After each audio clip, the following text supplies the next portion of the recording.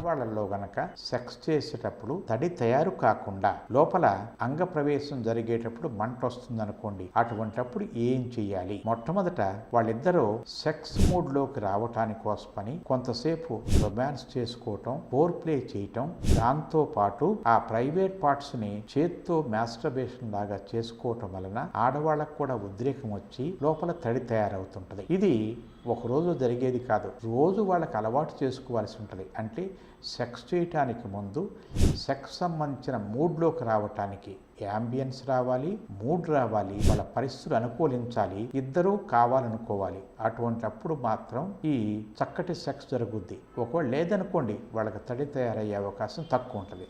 కాబట్టి ట్రీట్మెంట్ ఏమిటి? వాళ్ళిద్దరూ సెక్స్ మోడ్లోకి వచ్చి అన్ని పనులు చేసుకున్న తర్వాత ఆమెకు తడి తయారైన తర్వాత ఈ అబ్బాయి ఎంట్రీ కావాలి. అట్లా కాకుండా తాత్కాలికంగా ఆ అమ్మాయికి గనక తడి తయారు కాకపోతే తాత్కాలికంగా అప్పటికప్పుడు లోపల ఒక లూబ్రికెంట్ రాసుకున్నారనుకోండి, ఆ లూబ్రికెంట్ రాసుకుంటే ఆ అమ్మాయికి అంగ ప్రవేశం తేలిక అవుతుంది.